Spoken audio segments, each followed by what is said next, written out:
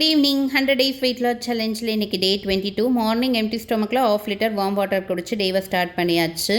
8 o'clock overnight soak பண்ண 8 பாதாம் 15 கருப்பு திராட்சை சாப்பிட்டேன். இந்த வீக்குக்கான டயட் சார்ட் ஸ்டோரியில் ஆட் பண்ணுறேன், செக் பண்ணிக்கோங்க. மார்னிங் பிரேக்ஃபாஸ்ட்டுக்கு 9:30க்கு 2 பச்சைப்பயிர் தோசை, அது கூட 200 கிராம்ஸ் புடலங்காய் கூட்டு, 150 கிராம்ஸ் மிக்சடு ஃப்ரூட்ஸ் எடுத்துக்கிட்டேன். பொமோகிரானட், ஆப்பிள், கோவா எடுத்துக்கிட்டேன். 1 hour ஒர்க் அவுட் முடிச்சுட்டு 12:30க்கு நெல்லிக்காய், கருவேப்பிலை, இஞ்சி, மிளகு, ஜீரகம் போட்டு மோர் எடுத்துக்கிட்டேன். லஞ்சுக்கு 3:30க்கு 250 கிராம்ஸ் ஆஃப் வாழைத்தண்டு பொரியல், பாசிப்பருப்பும் கொஞ்சமாக தேங்காவும் ஆட் பண்ணியிருக்கேன். அது கூட 100 கிராம்ஸ் சிக்கன் எடுத்துக்கிட்டேன் வித்தவுட் ஆயிலில்.